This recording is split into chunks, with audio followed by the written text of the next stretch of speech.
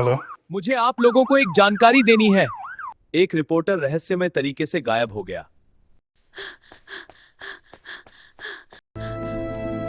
साहेब, मेरे पति कल सुबह दफ्तर गए थे। उसके बाद से वे घर नहीं लौटे, पर उनका फोन भी बंद ही मिलता रहा। 2 सप्ताह बाद मीशा अपने पापा के साथ टीवी देख रही थी। एक रिपोर्टर रहस्यमय तरीके से गायब हो गया। लापता लोगों में 63%। मीशा, चलो दूध पी लो। धन्यवाद माँ। अजीत दादा के पास सीएम बनने का दोबारा आप भूल गए, आज हमें मीशा को स्टेशन छोड़ने जाना है। हाँ, आज तो मीशा दादा दादी के घर जाने वाली है।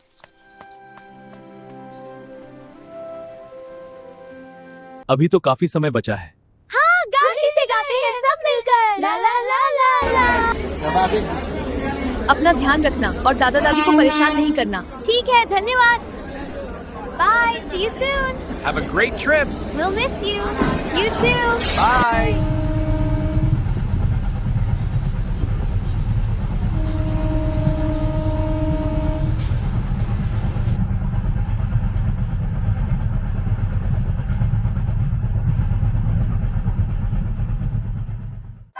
नमस्ते दादा दादी। मेरी बच्ची आ गई। ट्रेन में मजा आया?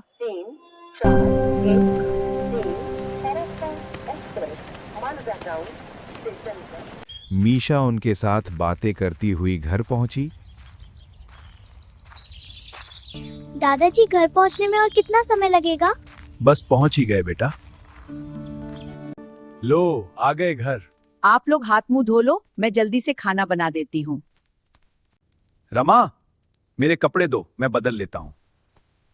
मैं खाना लगा देती हूँ, हम सब साथ में ही खा लेते हैं। दादी ने स्वादिष्ट खाना परोसा दादाजी, आरव, नंदिनी और साही मुझसे मिलने नहीं आए। कोई और बात नहीं बेटा, सबने वो जरूर मिलकर आएंगे। आनंद तुम से खाना भोजन किया।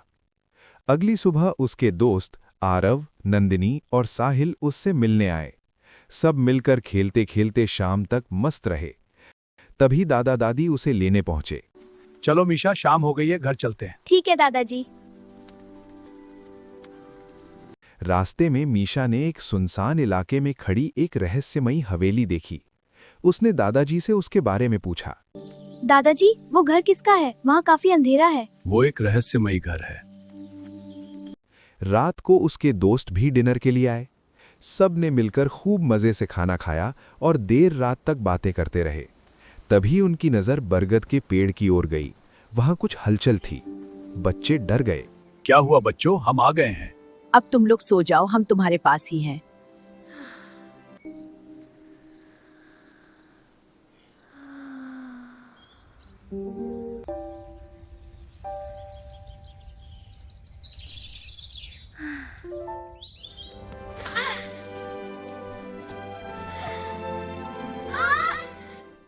अगली रात फिर वही हुआ। इस बार कोई आकृति उनकी तरफ बढ़ रही थी, लेकिन शीशे के दूसरी ओर होने के कारण साफ दिखा नहीं। कौन है वहां? सुबह होते ही बच्चों ने दादाजी को पूरी बात बताई। दादाजी, कल रात यहाँ कोई लालटेन लेकर घूम रहा था। लगता है चोर था। नहीं नहीं, किसी का भूत था शायद। हाँ, इसी पेड़ पर रहता है वो भूत। अभी थोड़ी देर में मैं तुम लोगों को उस भूत से मिलाता हूँ। नहीं नहीं नहीं दादाजी। लो, आ गया तुम लोगों का भूत। यह गांव का चौकीदार है। नमस्ते बच्चों। बच्चों को चौकीदार की बातें अजीब लगीं। वो रात को लगभग एक ही समय पर उस बरगद के पेड़ के पास आता था। बच्चों ने एक शाम उसका पीछा किया और देखा कि वो उस रहस्यमयी हवेली की तरफ जा रहा है। गांव का चौकीदार को उसी ओर जाते देखा था। हाँ हाँ, मिशा चलो और देख ही उसके लेते हैं। दोस्तों को उस हवेली की सारी डरावनी कहानियां याद आने लगीं जो गांव के बच्चे उन्हें सुनाते थे। फिर भी उन्होंने हिम्मत दिखाई। चलो ऊपर चल के देखते हैं। ध्यान से कदम रखना, काफी सन्नाटा है, बहुत डर लग रहा है।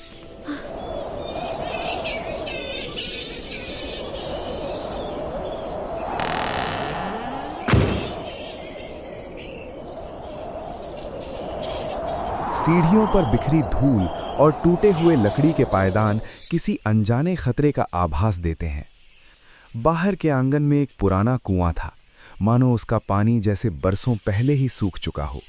कुएं से उठती थी सड़ी हुई गंध, मरे हुए जीव जंतुओं की सड़ती देह की। कभी कभी हवा के झोंके के साथ ऐसा लगता मानो कोई अदृश्य परछाई कुएं की गहराई से ऊपर झांक रही हो। पर इन सब के बावजूद ऐसा लगता था कि कोई वहां रहता हो। सबसे अजीब बात यह थी कि चौकीदार आधी रात को अकेला इस हवेली में आता। यहाँ लगता है कि किसी ने खुदाई की है, मिट्टी काफी नरम है यहाँ की। हाँ सही बोल रही हो, चलो इसे खोद कर कुएं देखते के हैं। पास उन्हें एक पुरानी डायरी मिली। जैसे ही उन्होंने उसे उठाया, अचानक किसी की मौजूदगी का आभास हुआ, मानो कोई पास ही खड़ा हो। बच्चे घबराकर उस किताब को लेकर भागे। हवेली की ओर जाते हुए कदमों की आहट और गहरी होती गई, जैसे कोई उनका पीछा कर रहा हो। डर से कांपते हुए वे दीवार की आड़ में छिप गए।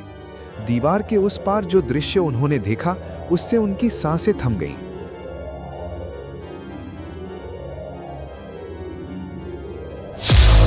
ये लोग तो भूत हैं। भूत? हाँ, देखो उनके भय चेहरे। से जकड़े हुए वे मौका मिलते ही वहां से निकल भागे और सीधे घर पहुंचे। घर पहुंचकर उन्होंने दादाजी को पूरी घटना दादू, सुनाई हवेली में भूत है। क्या बोल रहे हो बच्चों? हाँ दादू, और वो सच में लाल भूत। किताब दिखा दी। दादाजी ने किताब देखते ही गंभीरता से सरपंच के पास जाने का निर्णय लिया। गांव के सरपंच को सारी बात बताई गई और वो रहस्यमयी लाल किताब उनके सामने रखी गई। दादाजी ने गांव के कुछ लोगों को साथ लिया और उसी रात हवेली की ओर बढ़े। रास्ते में किसी को किताब में बने नक्शे की याद आई। इस किताब में जो नक्शा है शायद उस तरफ का रास्ता बताती है।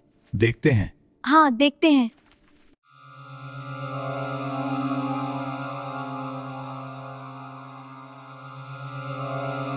सब लोग नक्शे में बताई जगह पर पहुंचे, जहां उन्हें एक पुराना तहखाना दिखाई दिया।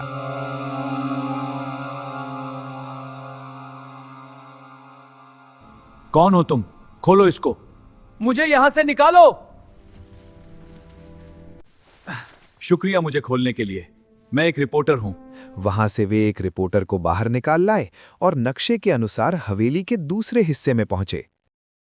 नक्शा इधर की तरफ जाने को बोल रहा है। दादा, पुलिस वहाँ आती होगी। सरपंच जी ने बोल दिया है, तो चलो। चुपके चलो, देखते हैं यहाँ क्या हो रहा है। हाँ दादा, चुपके। उस हिस्से में उन्होंने देखा कि गांव का चौकीदार कुछ लोगों के साथ मिलकर नकली नोट बना रहा था। असली गुनहगार वहां से भागने की तैयारी में थे। उन्होंने भूत का वेश धारण किया और अपनी ट्रक में सारे नकली नोट भरकर निकलने लगे।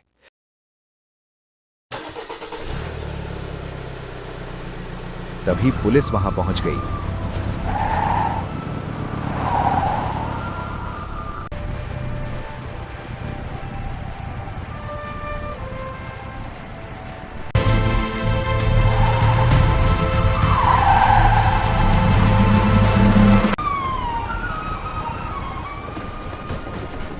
पुलिस ने सभी को गिरफ्तार कर लिया और नकली नोट जब्त कर लिए। पत्रकार ने सरपंच और गांव वालों को पूरी घटना मैंने विस्तार सूत्रों से से सुना बताई। था कि यहाँ नकली नोटों की कालाबाजारी हो रही है, इसलिए यहाँ आया था। लेकिन इन लोगों ने मुझे पकड़ लिया और कैद कर दिया। इस तरह हवेली का रहस्य खुल गया और डरावनी कहानियों के पीछे छिपा सच सामने आ गया। अब पुलिस ने पकड़ लिया, शांति होगी।